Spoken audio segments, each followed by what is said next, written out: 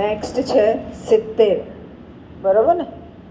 લાંગગુલ ચાલનમ અધશ્ચરણ વાપતમ ભૂમો નિપત્ય વદનો દર્શનમ ચ સ્વપિંડદસ્ય કુરુતે ગજપુંગ વસ્તુ ધીરોમ વિલોક્યતિ ચાટુ સતેશ્ચ ભુંકતે. કૂતરાની ને હાથીની વસ્તુમાંથી આપણને શીખવાડે છે.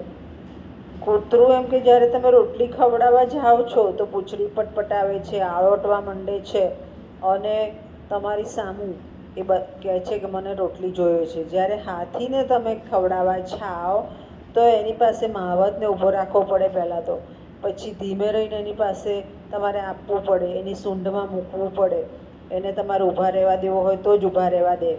એટલે અહીંયા બે વ્યક્તિઓ બતાવી કે સમાજમાં પણ આવા લોકો છે કે એને થોડુંક આપી દો તો તમારી વાહ કરવા માંડે. અને હાથી જેવા પણ છે સ્વમાની, કે એને સ્વમાન જોઈએ પછી આગળ વાત વધારે, ત્યાં સુધી નહીં. ત્યાર પછી 71મો શ્લોક જોઈએ.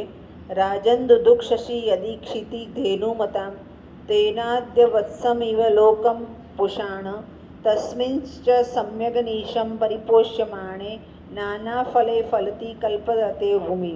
આ પણ આપણે શીખી ગયા. શ્રેષ્ઠ રાજા. રાજા કોને કહેવાય? તો એમ કે આ પૃથ્વી છે એનું પાલન કરે. કેવી રીતે? જેવી રીતે વાછરડાનું ગાય કરે છે એ રીતે. અને જ્યારે આવું થાય ત્યારે એમ કે એ સૃષ્ટિ છે એ સૃષ્ટિ પર કલ્પલતા એવું ધારણા કરવામાં આવી છે કે કલ્પ વૃક્ષ છે અને એમાંથી અમૃત ફળ મળે છે. અમૃત ફળ નહીં, તમે સારી રીતે રહો છો તો તમને સારું મળે છે, તમે ખરાબ રીતે રહો છો તો તમને ખરાબ મળે છે. કહેવાનો અર્થ એ છે કે રાજા બધું શીખવાડે છે.